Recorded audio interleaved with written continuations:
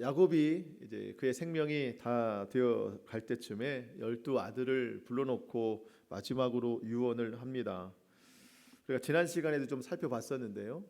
야곱이 12아들을 불러놓고 각자에게 그 아들 각자가 살아온 인생, 지금까지 살아온 인생의 어떤 결과로서 앞으로 어떻게 될 것인가에 대해서 마치 예언과 같은 유언을 하게 됐습니다.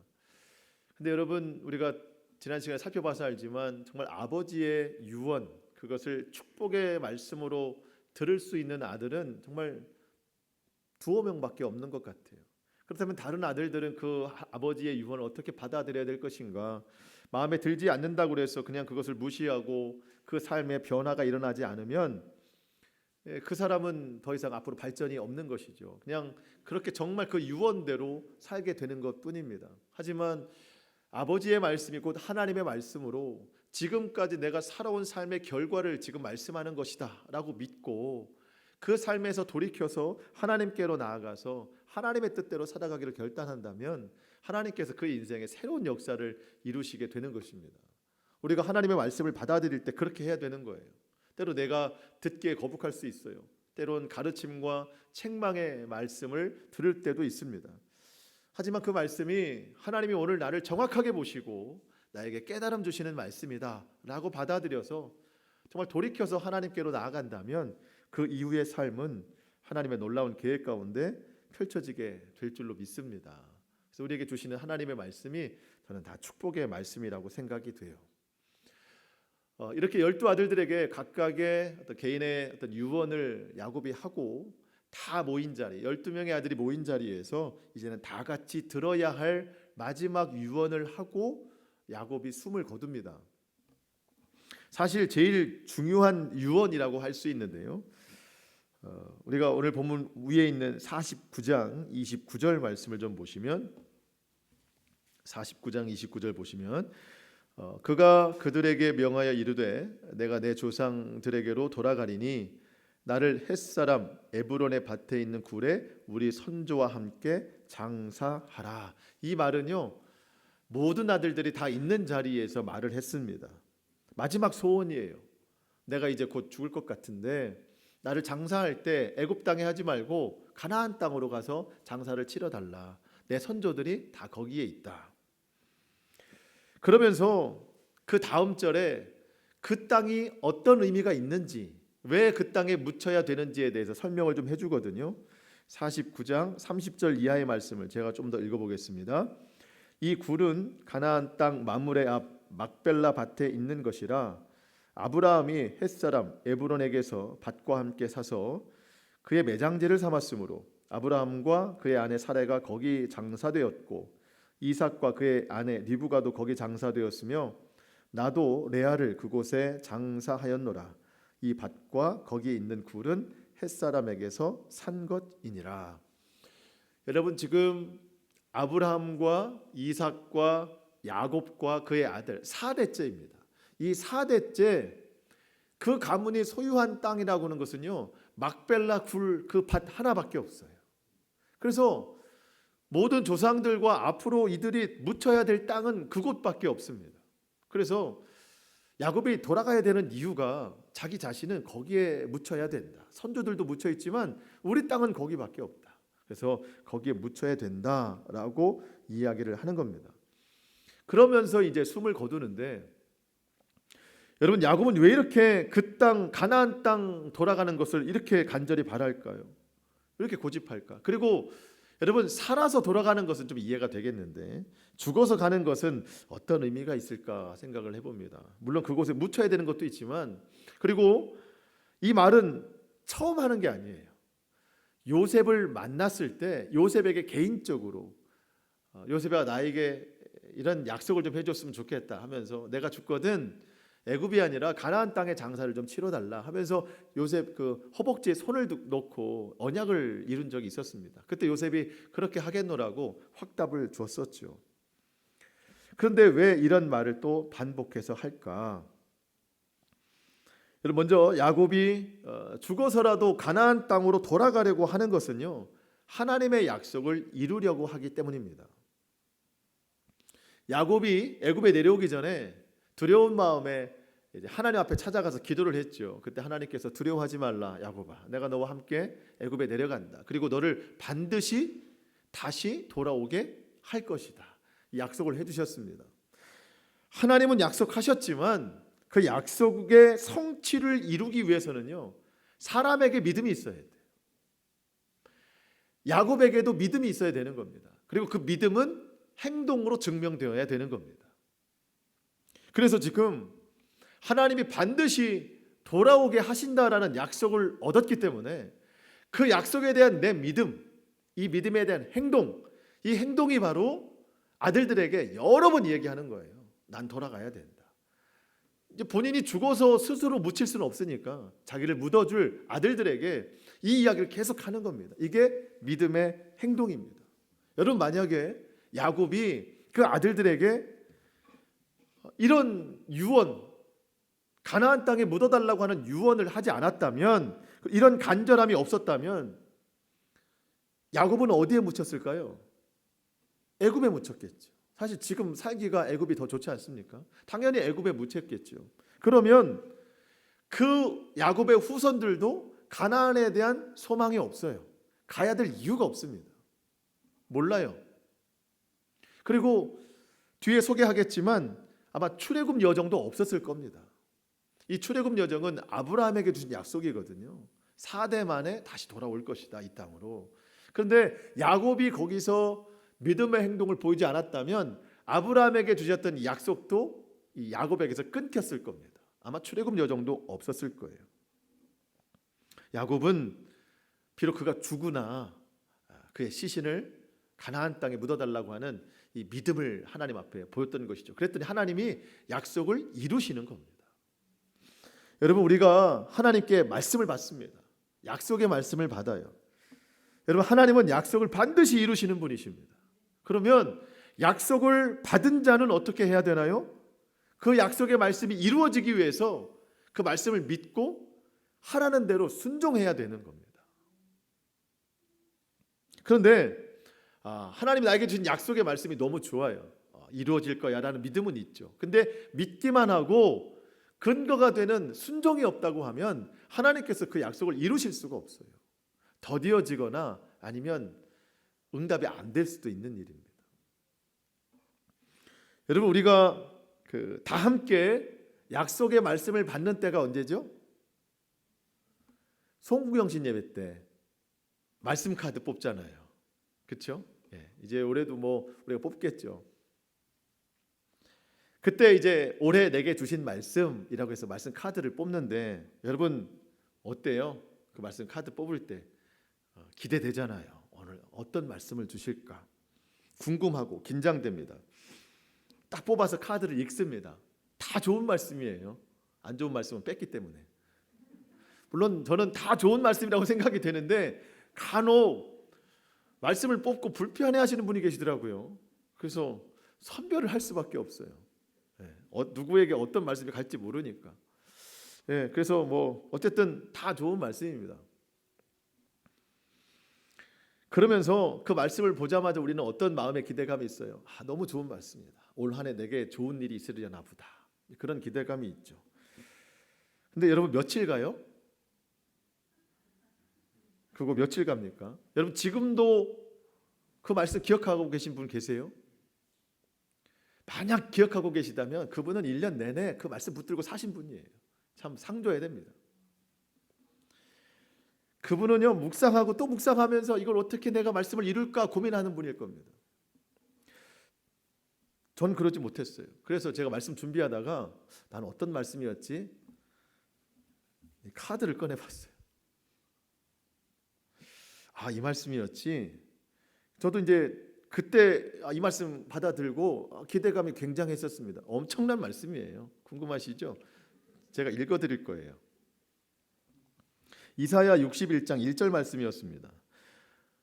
여호와의 영이 내게 내리셨으니 이는 여호와께서 내게 기름을 부으사 가난한 자에게 아름다운 소식을 전하게 하려 하심이라.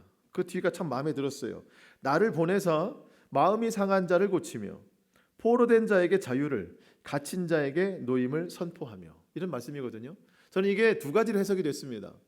그러니까 내가 능동적인 입장에서 하나님이 나를 보내셔서 아름다운 소식을 전하게 하시려나 보다.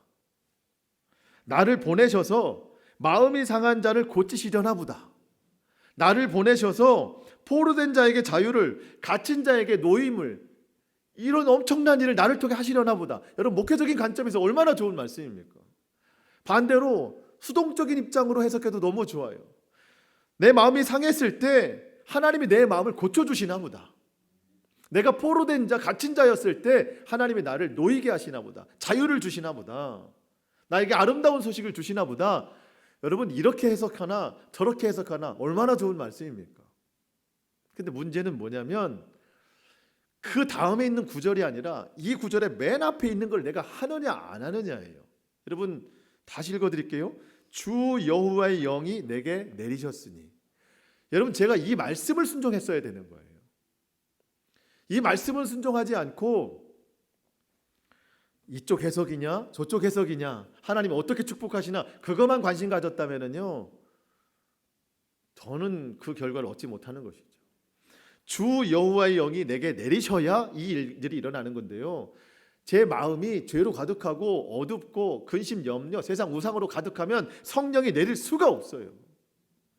그렇다고 보면 제가 제 마음에 제 심령에 성령이 내릴 수 있도록 늘 정결함으로 살고 말씀에 순종함으로 살고 늘 그렇게 살아야 이 역사가 이루어지는 건데, 제가 이렇게 말씀드리는 건 그렇게 못했다는 얘기를 하고 있는 거예요.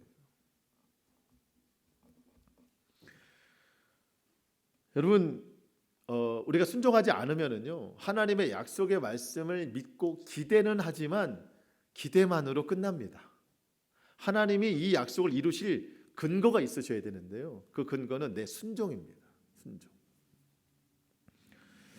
우리가 기대만 있고 결과를 얻지 못하면은요, 나중에는 하나님의 말씀을 신뢰하지 못하는 지경까지 이르는 겁니다. 여러분, 하나님이 안 하셔서 그런 겁니까? 아니죠. 내가 순종 못했기 때문에 하나님 못하셨던 것이죠. 여러분, 하나님께서 약속의 말씀을 이루실 수 있도록 우리가 그 말씀을 마음에 간직하고 정말 순종하면서 살아갔으면 좋겠습니다. 여러분, 야곱이 지금 이야기하는 게 그 의미라고요. 왜 이렇게 자꾸 반복해서 아들들에게 이 약속을 이야기를 하는 건가? 하나님이 나를 죽어서라도 반드시 돌아오게 하신다고 하셨는데 가만히 있으면 못 가요. 이렇게 자꾸 실천하니까, 순종하니까 돌아갈 수 있는 거예요. 우리는 예수님의 말씀에 집중해야 됩니다. 마태복음 7장 7절, 구하라 그리하면 너희에게 주실 것이요, 찾으라 그리하면 찾아낼 것이요, 문을 두드리라 그리하면 너희에게 열릴 것이니 구하는 이마다 받을 것이요, 찾는 이마다 찾아낼 것이요, 두드리는 이에게는 열릴 것이니라. 여러분, 구하라 너희에게 주실 것이요, 하나님은 주시는 분이십니다. 하나님은 찾아내게 하시는 분이시고요, 하나님은 열게 하시는 분이십니다. 근데 여러분, 이 약속을 얻기 위해서 우리가 해야 될 게 있습니다. 구하라. 구해야죠. 믿음을 가지고 구해야 얻을 수 있는 겁니다. 찾는 수고가 있어야 됩니다. 두드리는 헌신이 있어야 돼요. 그냥은 안 됩니다. 그렇게 하는 이마다 다 될 것이다, 하나님이 약속해 주시는 거예요. 우리 모두가 이와 같은 순종의 열매로 하나님의 약속이 이루어지는 그 놀라운 삶을 살아가기를 축복합니다. 야곱은 이렇게 하나님의 약속 성취를 위해서 아들들에게 다 이런 이제 유언을 했죠. 그렇다면 요셉에게 했던 이 말을 왜 다시 모든 아들들에게 다시 이야기할까? 요셉에게 개인적으로 이야기했던 것은요, 요셉이 가지고 있는 권력 때문입니다. 요셉에게 이야기를 해야 요셉이 애굽의 총리 직분을 가지고 가나안 땅으로 갔다 올 수 있는 겁니다. 그래서 이제 요셉에게는 그런 이야기를 한 거고, 아들들이 다 모여 있는 자리에서 이 이야기를 다시 한 것은, 나는 죽어서 내 시신이 가나안 땅으로 돌아가지만 너희들 12명의 아들뿐만 아니라 모든 후손들도 생명 있는 동안에 그 땅으로 돌아가야 되고, 혹 생명 있지 않더라도 너희들도 빠짐없이 다 그 땅으로 돌아가야 된다. 그 말을 하기 위해서 그 아들들이 모여 있는 곳에서 다시 한번 이야기를 하는 겁니다. 돌아가야 된다. 너희도 돌아가야 된다.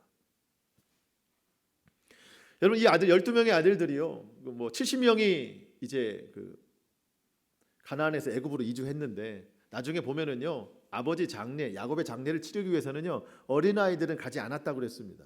그러니까 어른들만 갔다고 쳐도 또 70명 중에 몇십 명이 될 텐데 12명의 아들들이 아버지의 장례를 치르러 막벨라 굴로 가요. 가나안 땅으로 갑니다. 그러면 이제 말로만 들었던 아브라함 선조들을 볼 거 아니에요. 거기 묻혀 있는 장면들을. 이제 아들들이 거기에 장례를 치르면서 선조들이 묻혀 있는 그 장소를 보게 되는 겁니다.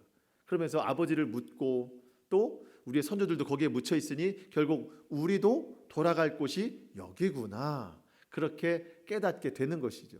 그래서 그 12아들들에게 이야기를 하는 겁니다. 돌아가야 될 곳이 있구나.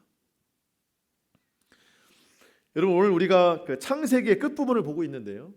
우리가 이제 다음 주까지 창세기의 말씀을 좀 나누려고 하는데, 여러분, 창세기의 시작은 뭐죠? 1장 1절이 하나님이 천지를 창조하셨다. 창조입니다. 그러면서 생명이에요. 생명. 또 하나 있다면 에덴입니다. 이게 창세기의 시작입니다. 창조와 생명과 에덴. 그런데 인간에게 죄가 들어왔습니다. 죄가 들어와서 에덴을 빼앗아갔어요. 생명을 빼앗아갔습니다. 고통스럽게 사는 인생들에게 하나님이 말씀을 허락해 주셨어요. 여러분, 그 말씀이 주제가 뭘까요? 돌아올 수 있도록 도우시는 말씀입니다. 돌아올 수 있도록. 그래서 여러분, 창조와 생명과 에덴으로 시작된 이 창세기의 말씀이 맨 끝에는 주제가 돌아가는 거예요. 돌아감. 여러분, 이 창세기의 말씀 우리가 보고 있는데요. 이 창세기의 말씀을 처음 들은 사람은 누구죠? 모세. 모세가 출애굽 과정에서 시내산에 올라가서 하나님으로부터 이 말씀을 많이 들었습니다. 그래서 오래 있다가 내려온 것이죠. 그러면 모세가 들은 하나님의 이 창세기의 말씀을 처음 들은 사람은 누구예요? 이 책으로 처음 접한 사람들은 출애굽 광야 행진하는 사람들입니다. 그들이 창세기의 1대 독자예요. 처음 그 말을 들은 사람들입니다. 그 사람들 지금 뭐 하고 있어요? 출애굽 여정 가운데 있는 거예요. 그들이 지금 어디로 돌아가고 있어요? 가나안 땅으로 돌아가고 있습니다. 가나안 땅으로 왜 돌아가야 되는지를 설명하고 있는 거예요. 창세기의 주제는 돌아감입니다. 돌아감. 처음으로 돌아가는 것. 그것이 창세기의 주제일 뿐 아니라 오늘 우리 인생의 주제가 되는 거예요. 하나님께로 다시 돌아가는 것. 우리가 이 말씀을 영적으로 받아들인다면요, 야곱이 가나안 땅으로 돌아가게 된 이유는 거기에 뭐가 있어서가 아니에요. 하나님의 말씀 때문이었습니다. 하나님이 너를 반드시 돌아오게 하겠다. 여러분, 구약의 사람들은요, 말씀을 믿는 거예요. 예수님의 형체가 없었기 때문에 그들은 말씀을 믿고 돌아갔습니다. 그렇다면 신약 시대에 사는 우리는 누구를 믿어요? 예수님을 믿는 거예요. 예수님을 통해서 아버지께로 돌아가는 겁니다. 이 차이가 있어요. 말씀을 믿고 구약에 돌아간 사람들은 그 말씀을 믿음으로 구원을 얻는 거예요. 오늘 우리는 예수님을 믿고 하나님께로 돌아가면 구원을 받는 겁니다. 여러분, 돌아갈 곳이 있는 사람은 복된 사람 아니겠습니까? 돌아갈 곳이 없으면요, 너무 인생이 안타까워요. 여러분, 돌아갈 곳이 있는 사람은요, 그 소망을 품고 살아가는 사람은 이 땅에서 한결 삶이 가벼워집니다. 왜냐하면 난 갈 목적지가 있기 때문에, 나그네의 길이기 때문에 굳이 무겁게 짐을 달고 다니지 않습니다. 가볍게 살아가요.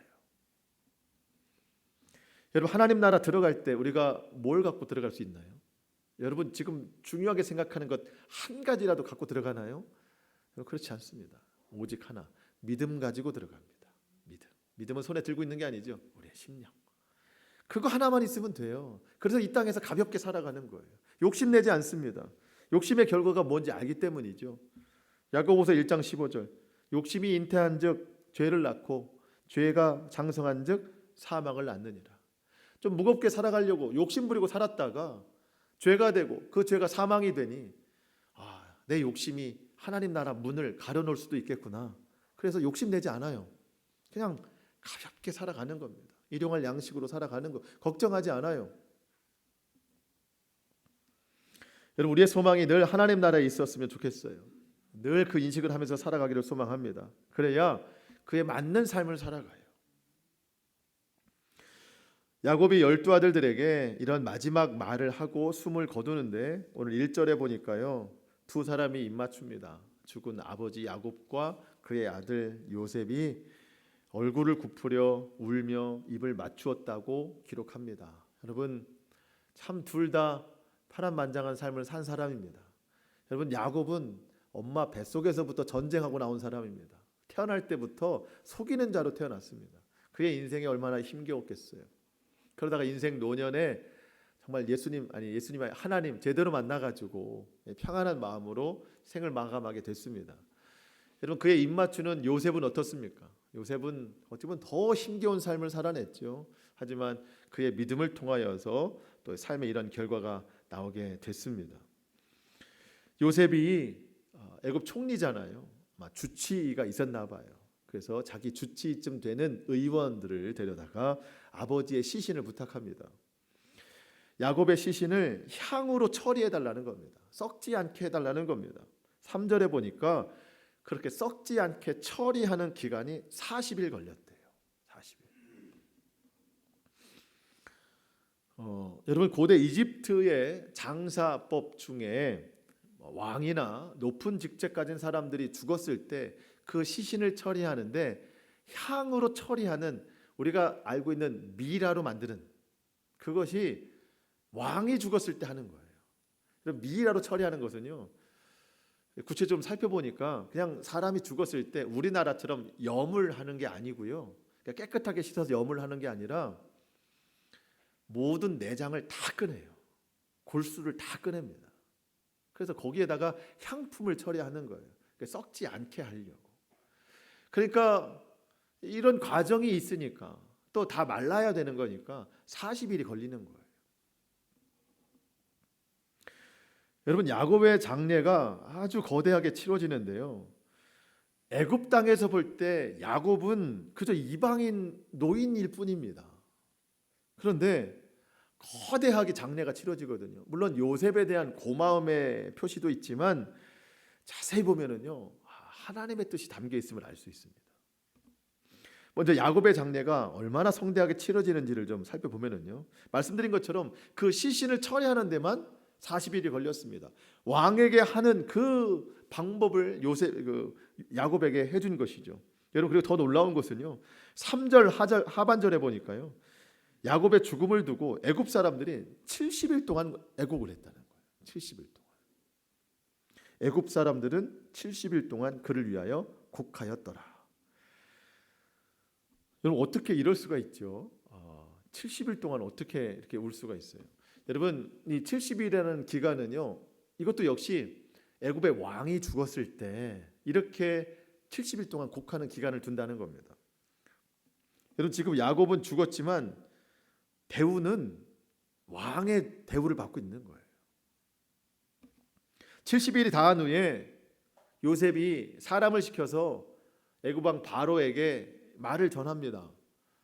아버지가 살아생전에 나에게 하신 유언이 있습니다. 가나안 땅에 묻어달라고 하는 유언이 있는데 나로 하여금 다녀오게 하소서. 가나안 땅에 장례를 치르게 하소서. 본인이 직접 가지 않고 사람을 보낸 이유는 상중에 있는 사람이 애굽 왕을 만나는 것은 부정한 일이라고 그래서 사람을 보내는 거예요. 애굽 왕으로부터 확답이 왔어요. 그렇게 해라. 너희 아버지의 장례를 치러라.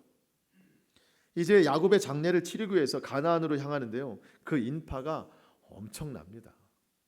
7절 말씀부터 잠깐 여러분 눈으로 확인해 보시면, 요셉이 자기 아버지를 장사하러 올라가니 누가 따라가면요, 바로의 모든 신하와 바로 궁의 원로들과 애굽 땅의 모든 원로들이 다 같이 갑니다. 8절은 이해가 돼요. 요셉의 온 집과 그의 형제들과 그의 아버지의 집과 그와 함께 올라가고 그의 어린이들과 양떼와 소떼만 고센 땅에 남겼죠. 9절은 더 놀랍습니다. 병거와 기병이 요셉을 따라 올라가니 그 때가 심히 컸더라. 여러분, 가족들이 함께 가는 것은 당연한 일이잖아요. 그런데 애굽의 모든 신하가 다 같이 갔고요. 원로들, 무엇보다 애굽의 병거, 기병들이 그 때가 수없이 많이 같이 갔다. 모든 군대가 다 같이 갔다는 뜻입니다. 여러분, 사실 우리는 좀 이해하기 어려운 표현들이지만 이런 행렬은 물론 애굽을 살려낸 요셉에 대한 어떤 애굽 왕의 선초로 볼 수 있지만 이런 구속사적인 의미로 보면은요, 야곱의 이 장례를 기점으로, 장례가 딱 끝나는 기점으로 400년 후에, 딱 400년 후에 출애굽이 이루어집니다. 이스라엘 출애굽. 이 야곱의 장례는요, 400년 후에 이루어질 출애굽을 예표하는 거예요. 쉽게 말하면 답사 가는 거예요. 답사. 400년 전에. 오늘 본문은요, 출애굽기에 나오는 그 출애굽의 과정을 조금 축소해 놓은 듯합니다. 물론 지금은 요셉과 그의 가족을 보호하는 입장에서 애굽 사람들이 함께 가지만 나중에 출애굽기에서는 애굽 이스라엘 백성들을 추격하는 입장으로 가죠. 물론 보호냐 추격이냐 이 차이는 있지만 전체적인 모습으로 보면 이스라엘 사람들과 애굽 사람들이 서로 가나안 땅으로 가는 것은요, 동일한 모습입니다. 제가 좀 전에 말씀드린 것처럼 이 창세기 1차 독자 처음 읽은 사람들은요, 지금 현재 출애굽 과정 중에 있는 사람들입니다. 광야를 지나고 있는 사람들입니다. 이스라엘 백성들이에요. 그들이 지금 힘겹게 지나고 있는 이 광야길을 하나님께서 400년 전에 우리 선조로 먼저 지나가게 하셨구나, 이거를 알게 하는 거예요. 지금 우리만 이 힘겨운 길을 가는 게 아니구나, 선조들도 갔구나. 그게 예표가 되어서 오늘 우리가 이 길을 가고 있는 거구나. 지금 지나고 있는 이 광야길 힘들고 고되지만 하나님께서 이미 400년 전에 우리에게, 아니 그 이전에 우리에게 약속하신 길이고, 그때는 얘기를 들어보니까 애굽 사람들로부터, 군대로부터 보호를 받는데 지금은 그 군대로부터 추격을 받고 있는 입장이니 더 이상 우리가 애굽을 의지할 대상이 아니구나, 우리를 추격하는 사람들이구나. 그러면서 지금 우리의 도움은 하나님이시구나. 낮에는 구름 기둥으로, 밤에는 불 기둥으로 우리를 인도하시는 하나님만이 우리의 인도자가 되시는 거구나. 지금 이 광야길을 걷고 있는 힘든 이스라엘 백성들에게 가나안을 왜 가야 되는지 분명한 목적을 알려주는 거예요. 위로와 힘을 주는 겁니다. 그런데 이 일에 쓰임받은 사람이 누굽니까? 야곱이에요. 야곱의 믿음으로 이 일이 이루어지고 있다는 겁니다. 여러분, 저는 오늘 이 본문에서 주목하고 싶은 것이 그거였어요. 야곱의 순종과 헌신입니다. 비록 그는 육신은 죽었지만 그의 믿음은 살아있어요. 그래서 하나님이 그 살아있는 믿음으로 이스라엘 후손들에게 하나님의 뜻을 전하고 있는 겁니다. 여러분, 이게 믿음의 역사입니다. 여러분, 하나님께서 죽은 자의 믿음도 이렇게 크게 사용하시는데 오늘 산 자의 믿음을 하나님이 얼마나 크게 사용하실까요? 여러분, 우리의 생명 있는 동안에 하나님을 위해서 할 수 있는 일들이 참 많이 있습니다. 여러분, 야곱은 죽었습니다. 그때 하나님이 그 믿음을 가져다가 사용하시는 거예요. 죽은 사람은요, 스스로 할 수 없어요. 하나님이 믿음을 가지시고 이렇게 사용하시는 겁니다. 산 사람은요, 우리가 믿음을 나타내야 되는 거예요. 살아있기 때문에. 하나님이 오늘 저와 여러분에게 그거를 기대하시는 거예요. 생명 있는 동안에 하나님의 놀라운 역사를 나타낼 수 있는 사람이 되어야 된다. 시편 6편에 보면은요, 아주 극심한 고난에 있는 다윗이 하나님 앞에 이런 기도 올려드립니다. 마치 좀 때를 쓰는 것 같은데요. 시편 6편 5절, 사망 중에서는 주를 기억하는 일이 없사오니 수월에서 주께 감사할 자가 누구리이까. 지금 다윗이 너무 지금 죽게 된 상황입니다. 하나님, 뭐 그런 거예요. 하나님, 저 죽으면 누가 주님 앞에 감사하다고 할 것 같아요? 없습니다. 그러니 저 죽으면 안 됩니다. 저 살려주세요. 저 감사하면서 살아야 됩니다. 사망에 있는 자는 주님을 기억하지 못합니다. 주님, 제가 죽으면 주를 기억할 사람이 없습니다. 저는 살아서 주를 기억해야 됩니다. 생명 있는 동안 하고자 하는 일들을 기도로 나타내는 겁니다. 시편 118편 17절은 더 노골적이에요. 내가 죽지 않고 살아서 여호와께서 하시는 일을 선포하리로다. 내가 죽지 않고 살아서, 내가 살아있는 이유는 하나님의 뜻을 선포하기 위함이다. 여러분, 우리가 살아있는 이유가 뭐겠어요? 내가 살아가는 이유가 뭐겠어요? 하나님의 일을 선포하라는 겁니다. 하나님의 뜻을 나타내라는 거예요.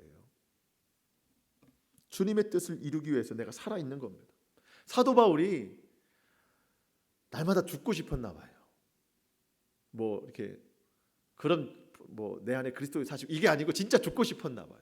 왜냐하면 복음 전하는 곳마다 핍박과 박해가 너무 심해서 더 이상 맞고 싶지도 않고 더 이상 옥에 갇히고 싶지도 않고 고난당하고 싶지 않은 거예요. 너무 힘들어서.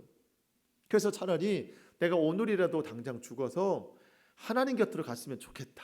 늘 그 생각이었나 봐요. 그래서 마음을 가다듬고 또 가다듬는데 하나님께서 아직은 아니다. 늘 그렇게 사인을 주셨나 봐요. 빌립보 교회에게 그런 편지를 했어요. 빌립보서 1장 21절 이하에 그러나 만일 육신으로 사는 이것이 내 일의 열매일진데 지금 내가 육신으로 사는 것이 내가 이 일을 하면서 살아가는 것이 당연한데 내가 무엇을 택해야 되는지 나는 알지 못하겠노라. 내가 그 둘 사이에 끼어 있으니 그러니까 죽음과 생명 둘 사이에 끼어 있으니 차라리 내가 세상을 떠나서 그리스도와 함께 있는 것이 훨씬 더 좋은 일이라. 그렇게 하고 싶으나 내가 육신으로 있는 것이 너희를 위하여 더 유익하니라. 나는 더 이상 고통받고 싶지 않아서 하나님께 가고 싶지만 내가 육신으로 있는 것이 빌립보 교회 여러분에게 더 좋은 일 같습니다. 왜냐하면 여러분을 위해서 내가 해야 될 일이 아직 있기 때문입니다. 바울은 그가 생명 있는 동안에 그에게 주신 사명을 그래도 감당하는 것이 하나님께 영광이요 다른 이들에게는 유익이요 그 일을 감당하는 자기 자신에게는 기쁨이라고 말하는 겁니다. 여러분, 이 바울의 고백이 제가 좀 전에 말씀드린 시편 기자의 고백과 같지 않습니까? 내가 죽지 않고 살아서 여호와께서 하시는 일을 선포하리로다. 여러분, 입술의 선포뿐만 아니라 저는 오늘날 그리스도인들이 삶으로 선포했으면 좋겠어요. 삶으로 보여줬으면 좋겠습니다. 여러분, 내가 예수님의 사람이라는 것을요 내 입으로 말하지 않아도 내 삶으로 그게 좀 증명이 되어야 되겠습니다. 그래서 우리 주님은 우리에게 그리스도의 향기로 살아라 이렇게 말하는 거예요. 여러분, 향기는 말하지 않아도 알잖아요. 그냥 맡을 수 있는 거잖아요. 여러분, 야곱은 죽어서 그 향으로서 향품 처리를 해서 물론 썩지 않게 하려고 하지만 그 고약한 냄새를 지우려고 향품, 인위적인 향품을 쓰는 거지 않습니까? 여러분, 사람에게 나는 것들은요 냄새는 그 인위적으로 그렇게 지울 수 있지만 여러분, 그리스도의 향기는 인위적으로 나타낼 수가 없어요. 우리가 하나님 말씀에 순종할 때 성령의 열매를 맺으며 살아갈 때 그때 자연스럽게 나타나는 것이 그리스도의 향기입니다. 저는 그리스도의 향기가 언제 제일 많이 나타나냐면 보면 여러분 사랑할 때 제일 많이 나타난다고 생각해요. 사랑할 때. 여러분, 사랑하십시오. 사랑하면서 하십시오. 여러분이 누군가를 그리스도의 사랑으로 사랑하면 막 그곳에 그리스도의 향기가 아주 풍겨날 겁니다. 옥합을 깨뜨린 여인이 방 안에서 깨뜨렸더니 온 집안이 가득하더라 그랬습니다. 우리가 사랑으로 섬기면은요 우리의 삶에 온통 그리스도의 향기로 가득 찰 것 같아요. 누구를 대하든지 여러분 꼭 온유하고 겸손하십시오. 그러면 그리스도의 향기가 나타날 겁니다. 인내하고 절제하십시오. 그리고 고린도후서에 보면 우리 모두에게 주신 직분이 있다고 그랬어요. 화목하게 하신 직분, 화목하게 하는 직분. 그래서 우리가 어디를 가든지 화목하게 하는, 화평케 하는 그런 하나님의 자녀로 살아야 되겠습니다. 또 한 가지, 우리가 지난주일 추수감사주일을 지켰는데요, 우리의 입술에 늘 찬양과 감사가 흘러야 되겠습니다. 여러분, 참 감사가 나오기 어려운 때이지만 우리는 더욱더 감사하면서 살아야 돼요. 여러분, 사망 중에 있는 자는 감사할 수 없고 찬양할 수 없어요. 여러분, 그렇죠? 죽은 자는 찬양할 수 없습니다. 감사할 수 없어요. 그래서 여러분, 시편이 150편까지 있는데 150편이 6절까지 있거든요. 이 시편의 맨 마지막 구절, 호흡이 있는 자마다 여호와를 찬양할지어다 할렐루야. 여러분, 우리의 호흡이 왜 있어요? 하나님을 찬양하라고 있는 거예요. 하나님께 감사하라고 있는 거예요. 더욱 주님을 예배하고 더욱 주님 앞에 가까이 나아가는 그런 삶을 우리가 좀 살아야 되겠습니다. 여러분, 믿으시죠? 말씀을 마치겠습니다. 저는 오늘 본문을 보면서요, 이 야곱의 죽음을 보면서 이 죽음의 행렬이 참 엄청나구나. 과연 무엇을 말하는 건가? 마치 출애굽 같다. 출애굽 같다. 야곱은 죽어서도 이렇게 후손들을 위해서 남기는 게 있구나. 예표하는구나. 그렇다면 나는 살아있는데 그럼 나는 이 살아있는 생명으로 하나님께 무엇을 해드릴 수 있는 건가? 많은 생각을 해보게 됐습니다. 여러분, 우리에게 생명 주신 이유가 있습니다. 오늘 우리가 살아있는 이유가 있어요. 내가 죽지 않고 살아서 하나님이 하시는 일을 선포하리로다. 여러분, 요즘 얼마나 주의 영광을 위해서 살아가셨습니까? 여러분, 야곱의 장례가 400년 후에 출애굽의 예표가 된 것처럼 오늘 우리의 삶이 말로 드러나지 않아도 내 행동을 봤을 때 믿지 않는 사람들이 나의 행동을 보고 저 사람 정말 예수님 믿는 사람 같다. 저 사람 보면 예수님의 향기가 나. 감히 우리가 예수님의 예표가 되는 그런 삶을 좀 살아갔으면 좋겠습니다.